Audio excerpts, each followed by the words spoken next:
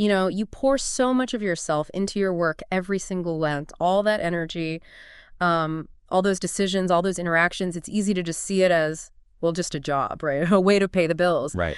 But what if there's like a whole other dimension to it? What if your daily work has a significance that stretches way beyond the bottom line? That's exactly what we're diving into today. Think of this as a deep dive into this idea of marketplace mission. Okay. It's really about exploring how your fundamental beliefs, the things that really drive you, can become woven into the fabric of your professional life, Uh-huh. adding layers of meaning and, well, impact you might not have even considered. Right. And to get a handle on this, we've spent some serious time with a really interesting piece called Embracing the Call to Marketplace Mission.pdf. Yeah, it's packed with some pretty profound ideas, actually. It really is stuff that makes you think about the purpose behind, what you do every day. And our goal for you today, the listener, is to take those powerful ideas and really unpack them in a way that's useful and inspiring, hopefully. Yeah. We want to help you see how the work you're doing right now, whether you're in an office, a shop, a lab, anywhere, how it could be more than just a career. More than just a job. Exactly. It can be a genuine calling, a platform for making a real difference in ways that are both maybe surprising and deeply satisfying. Sure. We're aiming for those kind of aha moments, where things just click. I like that. Yeah. Okay, so let's maybe start with the word mission itself. When you hear that, your mind probably jumps to, I don't know, aid work overseas maybe, or a pastor giving a sermon. That's the common picture, yeah. But what we've been reading really challenges that sort of narrow definition, doesn't it? It suggests mission is happening in places we might not normally think of. Absolutely. One of the most compelling ideas in the material is that the workplace, your office, your team, your industry, is actually fertile ground. Fertile ground. Yeah. For what, exactly? For living out your values, Yes. for having a tangible impact on the world around you. It's about recognizing the potential for influence right where you spend most of your week. And that makes you wonder then, what do we miss out on if we don't see our work this way? It's not just about like personal fulfillment, is it? The material hints at something bigger being lost. It does. Think about the missed opportunities to bring positive change into your professional sphere. Right. The potential for ethical leadership that just goes untapped. If we keep our core beliefs totally separate from our work, well, are we limiting our ability to shape our workplaces, our communities, for the better? That's a powerful thought. And it feels like this conversation is happening at a really important time, too. The material touches on shifts in, global markets and changing societal expectations. Why now? Why is now such a pivotal moment to be thinking about how faith and work connect? Well, just consider how much emphasis is being placed on purpose and values in today's world. People are, increasingly looking for more than just a transaction. Yeah, definitely. In their work and the businesses they support. Exactly. So this creates a real opening, a real opportunity for professionals who are clear about their own values and who operate with integrity. It's a chance to stand out, maybe, and to lead in a way that really resonates with these deeper societal shifts. So this isn't some niche idea for just a few people then. The material actually describes integrating faith into our daily work as becoming a revolutionary approach. Right. That it's redefining what success even looks like. That's a pretty bold statement. It is bold, and it really encourages us to broaden our understanding of what counts as meaningful activity, doesn't it? How so? Well, the idea that our work, the things we do day in and day out professionally, can be a genuine form of service, a way of contributing to something larger than ourselves. That's a powerful reframe. It moves way beyond the traditional roles we often associate with, ministry or specific mission work. Here's something that really grabbed me reading through this. The material suggests that professionals who integrate their core beliefs into their careers not only stand apart, they lead. Why is that connection so potent today? Between personal conviction and professional, success. That's a great point. In a landscape that's constantly changing, where things like trust and authenticity are increasingly valued. More than ever, maybe. Perhaps, yeah. Those who operate from a strong ethical core, who beat their whole selves to their work, they tend to build deeper connections. They inspire greater confidence. Okay. It's about leading with clarity and purpose, which, naturally draws others in and fosters more resilient, more impactful outcomes. Okay, so for you, the listener, try to picture this. It's not just about ticking off your to-do list. Right. The material paints this picture where your daily tasks, your projects, even those meetings that might feel a bit routine, they're actually opportunities to demonstrate ethical leadership, genuine care for the people around you. It's about seeing your current role, whatever it is, as having a much wider sphere of influence than maybe you thought. And as we delve deeper into this, we'll be looking at the underlying principles, what's often called the theology of vocation, Right. Theology of vocation. and exploring business models that are intentionally built around a mission, and even, how our faith can naturally express itself in our interactions at work.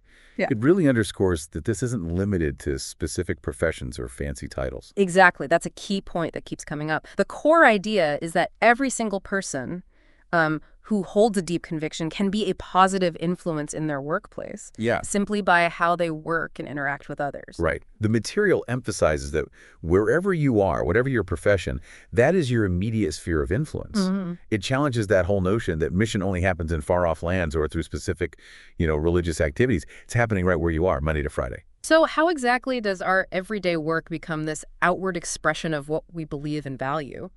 It's easy to say, but what does that look like practically when we're actually, doing the work? Well, the material encourages us to see our regular workplaces with fresh eyes. Instead of just viewing them as, places of commerce or productivity, we can see them as platforms, as stages, if you like, where we can actively demonstrate values like honesty, empathy, and a commitment to serving others day in, day out. It's almost like those daily tasks. Sending an email, working on a project with someone, just having a conversation with a colleague. These aren't just neutral actions then. Not all. They can actually reflect the principles that are most important to us, right? Precisely.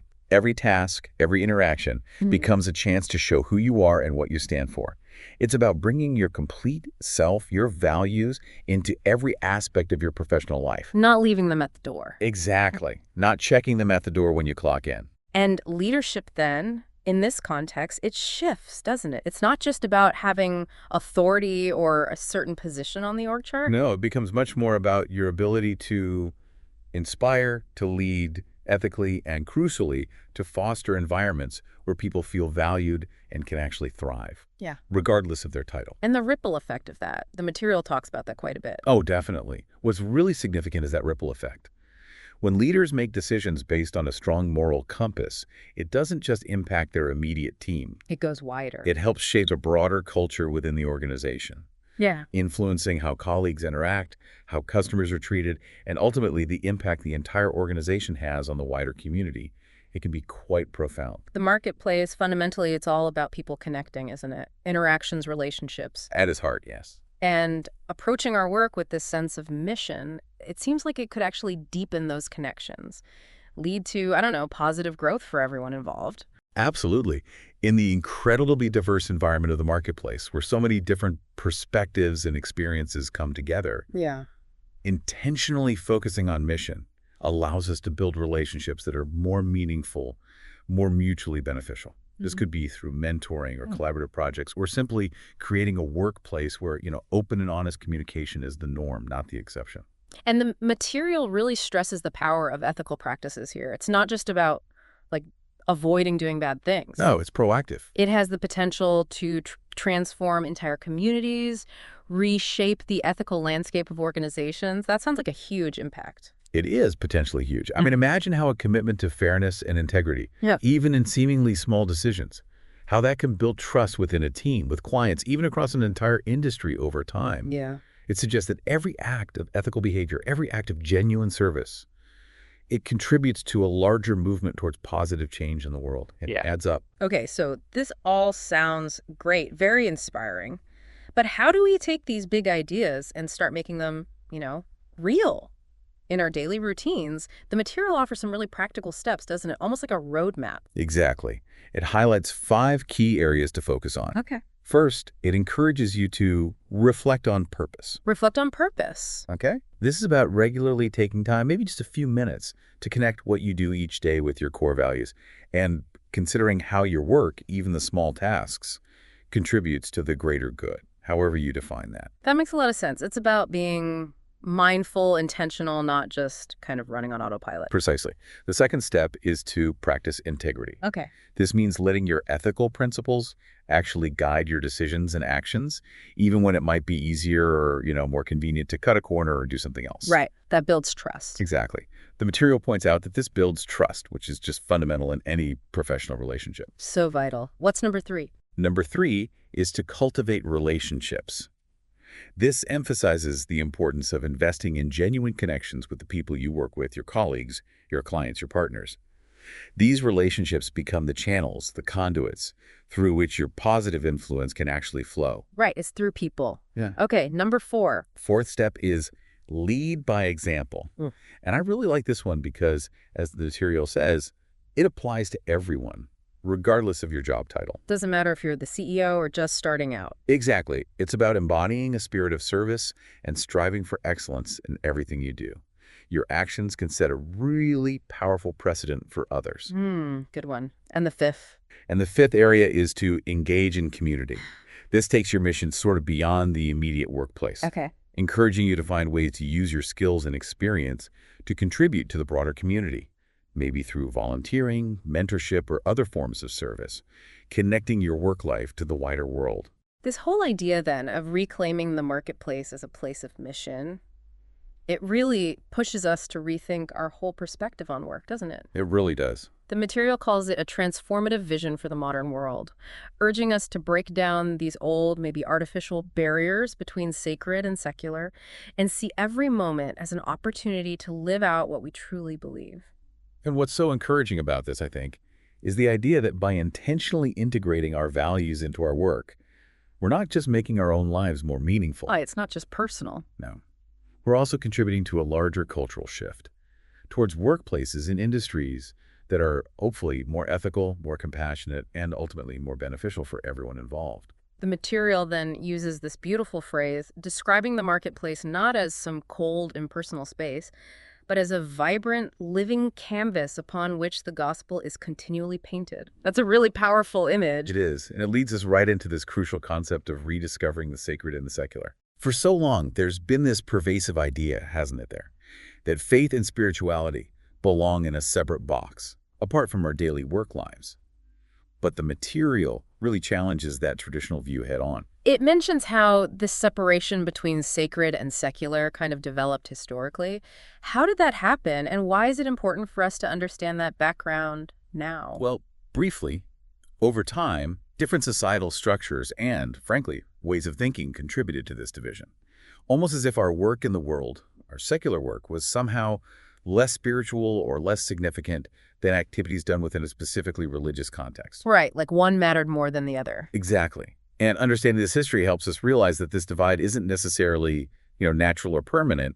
It's something that was constructed, and therefore something that can be reconsidered and, dismantled.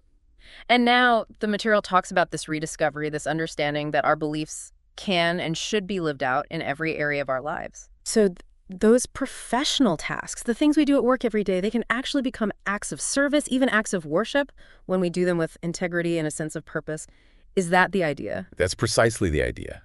It's about recognizing that the essence of our beliefs isn't confined to specific places like a church or specific times like Sunday morning. It's a dynamic force that's meant to shape every aspect of how we live and interact with the world. And that absolutely includes our professional endeavors. So bringing it down to the practical again, the material emphasizes that every email we write, every meeting we attend, every project we contribute to, these are all potential opportunities. Opportunities to reflect those deeply held values, yes. Think about it. Bringing kindness and respect into your communication. Approaching collaborations with honesty and a spirit of cooperation. Striving for excellence in your work, not just for the paycheck, but because you believe it matters. These seemingly ordinary actions become powerful ways to live out your principles in real time, right there in the middle of your workplace. And it gives some really relatable examples too, doesn't it? Like a colleague going through a tough time personally. Yeah. Or a client needing straightforward, honest advice, even if it's not what they want to hear. Or tackling a complex problem that requires real ethical decision-making. Exactly. In those everyday moments, our beliefs aren't just things we talk about. They're put into practice. They become visible. That's the key. And it's not just about individual actions either, is it? Leaders within organizations have this tremendous opportunity to cultivate what the material calls cultures of integrity and compassion. Huge opportunity. By prioritizing ethical choices and genuinely caring for their team's well-being, they create environments where these values can actually flourish and have a much broader impact than just one person's actions. And this can actually lead to a real transformation of company cultures, can it? Fostering things like better teamwork, more empathy, a real commitment to contributing positively to society. That's what the material points towards, building workplaces that reflect those inclusive and caring values. It's about shaping the environment itself. And this shift, the material emphasizes, often starts small, with small, intentional steps. It's not about some huge, dramatic overnight change, right? Not usually, no. It's about those moments of mindful reflection during the day. Those intentional interactions with colleagues where you choose empathy. Those consistent ethical decisions you make day after day. It builds momentum. The material then offers some very concrete strategies again, like taking moments for mindful reflection during the workday, Just pausing to reconnect with your purpose. approaching every encounter with intentional interactions and empathy, Really trying to understand where others are coming from, making choices based on ethical decision-making, choosing truth and compassion, even when it's hard. and finding ways to extend your work ethic into the wider community through community engagement. These are all tangible ways, aren't they? Yeah. To bridge that gap between the ideal we talk about and the everyday reality of our work lives. To really start living out this deeper sense of purpose and meaning in what we do. This whole reimagining of our work as a mission field, it has some really significant broader implications as the material discusses. It's not just about our individual experience, it ripples outwards. Absolutely. It calls for a fundamental shift in how we define success, really. Okay, how so? Instead of solely focusing on, say, financial metrics or climbing the career ladder, we begin to value things like integrity, service to others, and the positive impact we have on our relationships and our communities just as much, if not more. Right. This change in perspective can have really far-reaching effects on how businesses operate and how we engage with the world around us. And in today's world, with all the rapid technological changes and economic pressures, Yeah, it's intense. the material highlights that integrating our beliefs in our work offers a really different narrative. A countercultural one, maybe? I think so. One that emphasizes the inherent value of all human endeavor and the potential for finding purpose in every task, no matter how small it seems. It's about contributing to something that has lasting value, a real positive impact. And this leads to a very personal call to action, doesn't it? The material poses some really important questions for us, the listeners, to consider. Yes, really good questions for reflection. Like, what's one small step I can take today, right now, to better align my work with my deepest values? Practical. And how can my work become a source of hope and integrity for those around me? That's a powerful one. And also, in what ways can I encourage others, maybe colleagues or friends, to see their work as more than just a job, as a calling? They are really powerful questions to just sit with for a bit.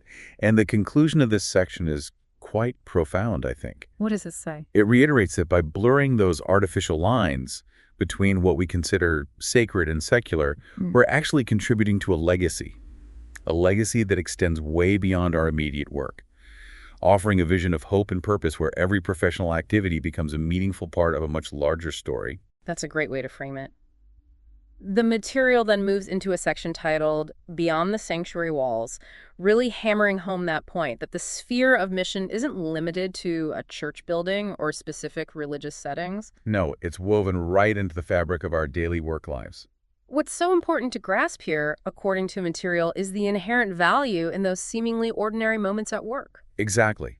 A thoughtful email, a productive meeting where people actually listen to each other, a decision made with careful ethical consideration. These are all opportunities for our core beliefs to be evident. And maybe more powerfully than any big speech or declaration. Often, yes, actions speak volumes, right?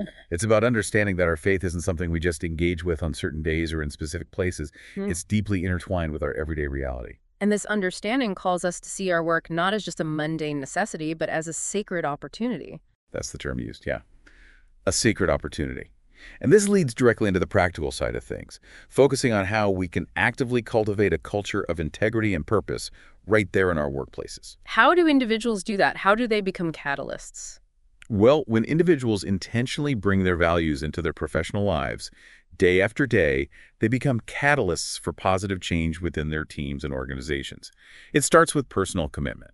And leaders play a big role here too, presumably. Huge role. Leaders who prioritize making ethical decisions, who genuinely care for the well-being of their teams, they can create an atmosphere of trust, respect, and collaboration. It's about infusing every task, big or small, with a sense of purpose that goes beyond just the immediate financial outcome. The material also talks about how our everyday actions can serve as powerful testimonies, like silent witnesses. Yeah, exactly. That manager who chooses honesty over expediency, even when it's harder. That colleague who goes the extra mile to help someone out without being asked. These actions, though they might seem minor in isolation, collectively paint a compelling picture of hope and resilience. They show what you value. And we get more of those actionable strategies here too. Being more mindful in how we engage with our work. Really be present. Practicing intentional communication to build better dialogue and empathy. Listening well. And finding ways to serve beyond the bottom line, connecting our professional skills to broader community needs. These strategies really drive home the point that mission in the marketplace isn't just about achieving professional success in a narrow sense. It's fundamentally about contributing to the overall well-being of society. This integration of mission into every facet of our lives, it leads to a significant shift, doesn't it, in how we define success itself. It has to, really. It moves beyond just financial achievements or accolades to include the positive impact we have and the legacy of ethical conduct we establish. And this isn't just about short-term wins, right? No. The material highlights how consistently living out our beliefs in our daily work builds a lasting foundation of positive influence over time. It challenges conventional ideas of what success truly means and offers a vision where every role, every job, has a deeper, meaningful purpose.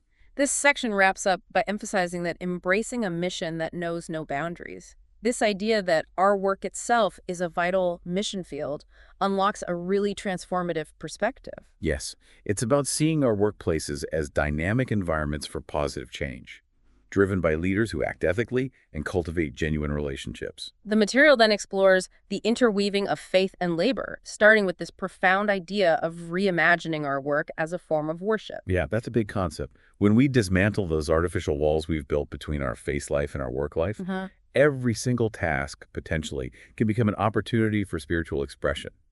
It's about approaching our jobs with the same kind of intention and maybe reverence that we often reserve for more formal religious practices. So imagine your workplace becoming this vibrant space where the values you hold dear are not just abstract ideas on a wall somewhere. Right, not just a mission statement. But are actively lived out, where integrity takes precedence and ethical decision-making goes beyond just looking at the bottom line. Exactly. Our work transforms into a way of serving and bearing witness, actively contributing to a community, our workplace community, that reflects principles of fairness, compassion, and respect. This shift in perspective, it's grounded in some key foundational ideas, right? The material touches on how our understanding of faith and work has evolved. It does. The concept that our beliefs should permeate every aspect of our lives isn't actually new. Early Christian thought often emphasized the divine presence in all of creation, including human work. Okay.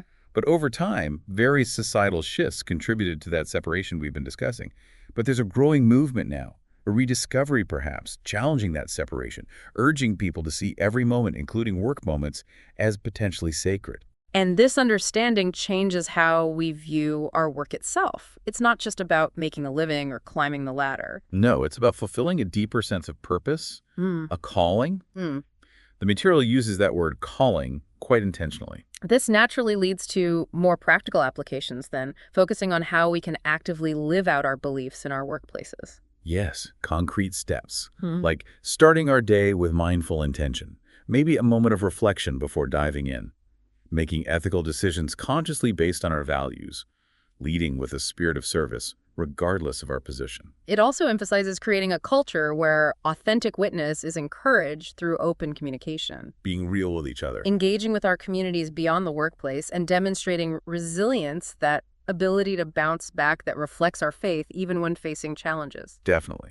And this integrated approach has significant broader implications. It leads to redefining success, where our impact and our integrity are valued just as highly as our productivity. and where we recognize the far-reaching effects, the ripple effects, of living our beliefs authentically in our daily lives. This section concludes by really driving home this integrated vision. Work as a meaningful expression of faith, a testament to hope, and a real contribution to something larger than ourselves. The conversation then shifts to look specifically at work as an act of worship, drawing from the New Testament, specifically a passage in Colossians. Ah, yes. That passage reminds us to put our whole heart into our work, seeing it as ultimately for a greater purpose, not just for human bosses. Right. And the material explains that this changes how we measure achievement. It's not just about what we gain financially or materially. What is it about then? It's about the lasting impact, the positive influence, the spiritual fruitfulness, as the source puts it, that comes from being faithful stewards of our tasks and responsibilities. To really bring this to life, the material looks at the example of the Apostle Paul. Yeah, his example is fascinating, highlighting his life as both a skilled tradesman, a tent maker, and a dedicated apostle. It shows how these two aspects of his life were completely interwoven. So his tent making wasn't just a side hustle or a distraction from his real ministry. Not according to this perspective. It was an integral part of his ministry. It provided him with self-reliance, financial independence, and crucially, opportunities to connect with people from all walks of life in the marketplace. Interesting. It shows us that our professional skills and endeavors can be the very means through which we live out our faith and serve others. So what lessons can we draw from Paul's example for our own work lives? Well, things like intentionality in our work, developing our skills to the best of our ability, and approaching every task, whether it's making tents or making spreadsheets, with a spirit of service. And this concept of vocation, or calling it, isn't limited to those in traditional ministry roles, is it? Absolutely not. The material emphasizes that it extends to all of our work. It elevates every profession, every honest labor, to a form of meaningful, sacred service. That perspective really invites us to see even the seemingly mundane parts of our jobs, the routine tasks, as having the potential for something significant, as contributing to a larger legacy of faith and service. Definitely. The material then provides more practical ideas for fostering this sense of vocation within our workplaces. Like what? Like leading by how we act, our own example, creating space for conversations about the connection between faith and work, if appropriate, and celebrating achievements that reflect both professional excellence and a commitment to our core values. And this leads to broader implications again, looking at how seeing our work as worship can transform organizations and even society. Yes, by redefining what we consider success and recognizing the powerful ripple effect of living out our beliefs authentically in our professional lives. It can influence culture. This part concludes by challenging us to reconsider our daily labor, doesn't it? To embrace every task as a potential sacred act, an opportunity to honor what we believe. Precisely. The deep dive then explores the idea of ethical excellence as a silent yet powerful witness. Okay, ethical excellence. How is that a witness? It focuses on how conducting business with high ethical standards consistently can be a profound, even if quiet, way of demonstrating our faith in the marketplace. Your actions become the message. It lays out the foundations, emphasizing that it's not just about following rules, like a compliance checklist. No, it's deeper. It's about letting our core beliefs permeate our professional behavior, guiding every decision, and how unwavering integrity can be a powerful, often countercultural statement in a world that sometimes prioritizes profit or expediency above all else. The material then frames the marketplace itself as a mission field again. Yes, illustrating this with the example of, say, a business owner who chooses to pay fair wages and source materials ethically, even if it costs more, seeing that as a tangible expression of their values, a living testament, and highlighting the far-reaching impact that individual integrity can have in building trust and fostering positive change, rippling outwards. This leads to the practical side, again providing strategies for creating a workplace culture that truly values integrity. Like leading by example, obviously, establishing clear ethical guidelines and values, and investing in relationships built on trust, as well as offering concrete ways to apply these principles in daily decisions and interactions. Fair treatment, transparent communication. And the discussion moves to the broader impact, explaining the long-term benefits of ethical excellence, benefits that go beyond just the immediate financial gains. Absolutely. Things like increased employee loyalty, a more positive and productive work environment, and building a legacy of trust and respect. Right. and how these practices can contribute to significant societal change, gradually redefining what it means to be successful to include social responsibility and moral integrity alongside financial health. This section wraps up with a clear call to action, doesn't it? For all of us to intentionally weave our core beliefs into our everyday business practices. Yes, seeing it not just as maybe a good business strategy, Yeah. but as a fundamental aspect of our broader purpose and calling. Next, we delve into the concept of bridging two worlds through the power of bivocational ministry. Yeah, presenting it as a model that effectively brings together the sacred and the secular aspects of our lives, often held separately. It looks at the historical roots of this idea, pointing to examples from the early church where people like Paul seamlessly integrated their work and their ministry activity. Exactly. Yeah. And exploring the theological basis for seeing all of life as a form of service, challenging that very divide we keep talking about. It also considers why this model might be particularly relevant and effective in today's diverse workplaces. The material also discusses the very practical benefits of having this kind of dual focus. What are some of those? Well, things like increased credibility and relatability in different settings. You're not just seen as someone in ministry, you're also a colleague, a professional. Financial stability can be another factor, and it shares some inspiring stories of individuals who are successfully living out this integrated calling in various fields. This leads to practical advice on how to actually make it work, because it sounds demanding. It can be. So it offers strategies for things like careful time management, setting boundaries, leveraging skills across both areas, and building a strong support system, while also acknowledging the potential challenges, the risk of burnout, feeling pulled in two directions. And it emphasizes the need for resilience. Absolutely. Finally, this section considers the wider implications of bivocational ministry, how it can reshape our understanding of what ministry even is, and have a significant impact on the marketplace by having credible witnesses embedded within it. Ultimately encouraging us to see our skills and abilities, wherever they're used, as tools for a greater purpose. Exactly. The discussion then turns to the idea of work as divine calling again, introducing the theology of vocation, which really elevates our understanding of work beyond just a means to an end. This connects with the concept of missional business models, doesn't it? Where the focus extends beyond just profit. Yes, incorporating the well-being of people and the planet. That idea of a triple bottom line. People, planet, profit. Seeing them as interconnected. The material then shares some real-world examples and narratives. Yeah, stories of businesses transformed by purpose, and personal stories of individuals embracing their everyday work as a calling. And provides practical steps for embracing this sense of calling in our daily work, reflecting on our unique gifts, practicing ethically, engaging with our communities. It also touches on the value of building supportive communities where this integrated view of work is encouraged and celebrated, fostering mentorship and recognizing achievements that go beyond just the financial bottom line. This leads to a vision for the future where seeing our work as a calling truly redefines success. Yes, taking into account the well-being of both people and the environment, with the potential to create positive change across entire industries. It's a hopeful vision. The discussion then shifts to workplace evangelism strategies, but maybe not in the way people usually think of that term. Right. It emphasizes the idea of naturally embodying our beliefs through our actions and interactions, moving beyond maybe forced or uncomfortable approaches. So less about confrontation, more about invitation. Exactly. It lays out some fundamental principles and practical strategies, dispelling common misconceptions. It's not about being disruptive or manipulative. It shares a biblical model of relational evangelism, Okay. along with actionable steps like building credibility through integrity, cultivating genuine relationships, recognizing natural openings for conversation, using personal stories appropriately, and being respectful of workplace culture and boundaries. This section also addresses some of the challenges we might encounter, opposition, fear, and offers a hopeful vision for the marketplace as a place where our daily interactions can have lasting, even eternal significance. The deep dive continues by looking at planting seeds and nurturing growth through workplace evangelism and discipleship, again, focusing on relationships and investing for the long term. So, how our presence, our consistent character and integrity can speak volumes before we even say anything specific about our beliefs. Precisely.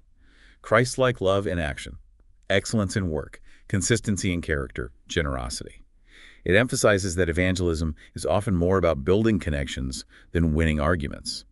investing in colleagues as people. And identifying those moments for deeper spiritual conversations when they arise naturally. Yes, during times of crisis perhaps, or when people ask deeper questions about life or meaning, or simply notice something different about how you handle situations. And the power of a relatable personal testimony shared appropriately. This leads to ideas for supporting fellow believers in the workplace, too. Discipleship aspects.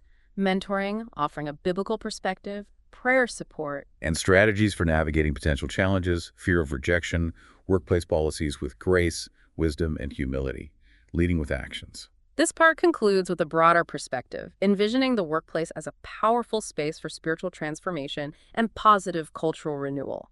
Not just individuals being impacted, but the environment itself. Yes, a compelling vision. The discussion then explores the exciting area of faith-fueled innovation, the rise of faith-based entrepreneurship. Entrepreneurs who see their businesses not just as money-making ventures, but as platforms for making a positive impact and living out kingdom values. Exactly. It delves into the idea of going beyond just profit, with faith being a core driver. It revisits the triple bottom line, people, planet, profit, in this specific context. And discusses how business itself can be a vehicle for mission, sharing examples from various industries, coffee shops, tech firms, fashion, real estate. Highlighting the mindset shift involved. Stewardship over ownership, seeing ethical excellence as a witness, embracing risk with faith. The material also covers practical models for how this can work.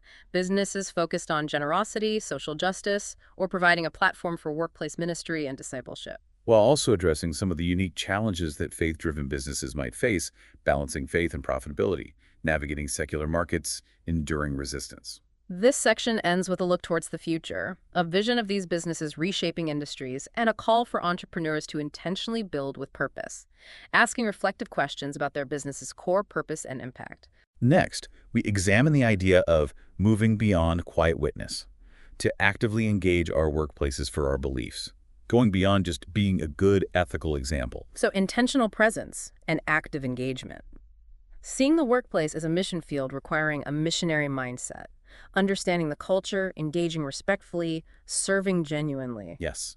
It discusses the power of intentional conversations that address real-life struggles with hope and perspective. And highlights how excellence and integrity can actually create opportunities for influence, drawing on biblical examples like Joseph or Daniel or Lydia, people who gained influence through their competence and character. Then it provides practical strategies again. Building authentic relationships, having intentional conversations when appropriate, offering prayer, creating discipleship opportunities for interested colleagues. It also addresses how to navigate workplace boundaries wisely and how to persevere through rejection with grace.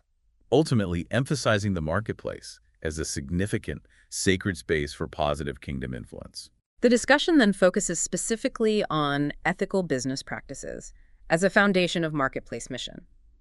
Seeing them as a tangible way of living out the gospel in action, righteousness, justice, compassion applied to commerce.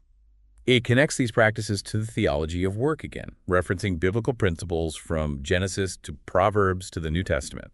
Work matters to God. And highlights how ethical excellence, integrity over profit, treating employees with dignity, honest dealings, responsible sourcing can be a powerful and distinctive witness in the business world, standing out.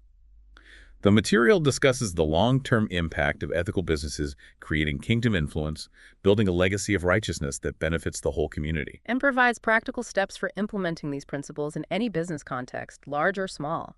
Committing to integrity, prioritizing people, seeking long-term impact, leading with humility, using success for service. This section concludes by affirming that conducting business ethically is kingdom work. It's not separate. The deep dive then addresses the topic of workplace evangelism and discipleship, again, but maybe reframing it as the art of influence through authentic relationships. Yes, challenging the idea that overt preaching is the primary or only method. Emphasizing authentic relationships, consistent character, and being a living reflection of Christ's love as the most powerful approach. It looks at Jesus's approach, building relationships, engaging people in their context. Emphasizing attraction over coercion. Letting your life draw questions, leading with actions before words, creating natural opportunities for conversations, and always being respectful of others' boundaries and the workplace environment.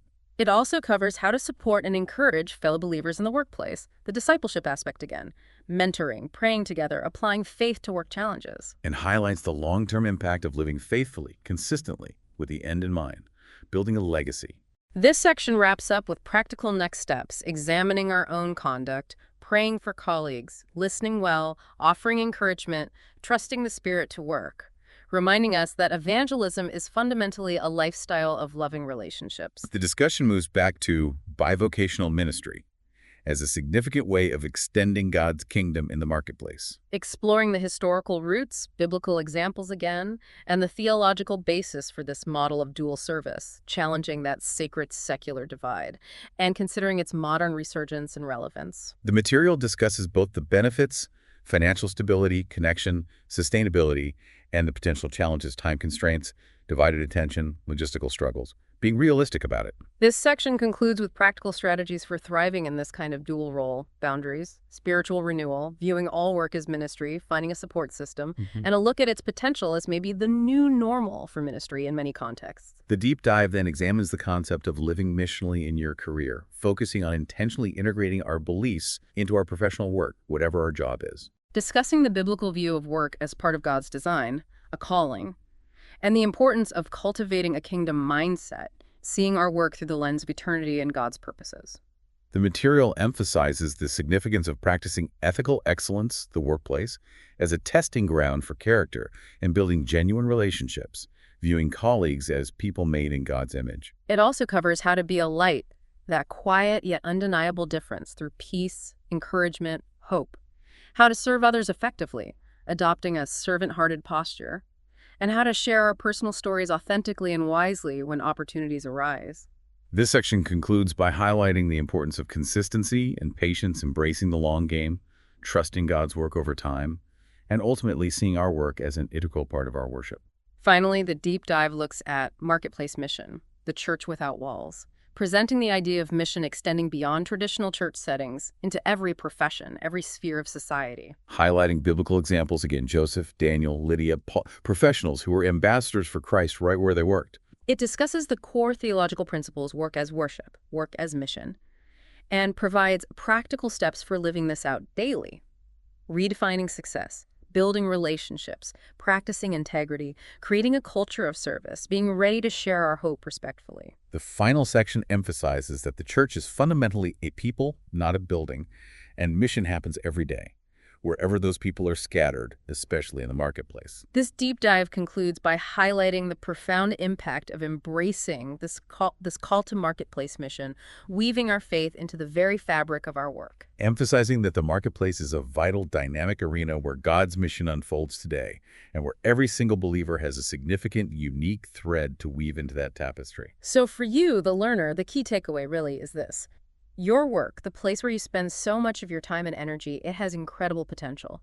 Potential to be a sphere of real meaning and significant impact. Yeah. We've explored a lot of practical ways you can intentionally will your core beliefs into your professional life. And the possibilities for influence, well, they extend far beyond just your immediate tasks or job description. We really encourage you to take a moment, maybe later today or this week, and think about one or two specific ideas we've discussed that really resonated with you. What's one small, concrete step you could take in your workplace this week to start living this out more intentionally? Just one thing. And as you navigate your work in the days ahead, maybe keep this question in the back of your mind. What kind of impact do you ultimately want to have through your profession? What legacy do you want to build? And perhaps, in what unexpected ways might your daily contributions, even the small ones, be shaping the world around you and the lives of others for the better? Thank you so much for joining us for this deep dive. Yeah, thanks for sticking with us. We hope it's given you some valuable insights and maybe a fresh perspective on the vital role your work plays in your life and potentially far beyond.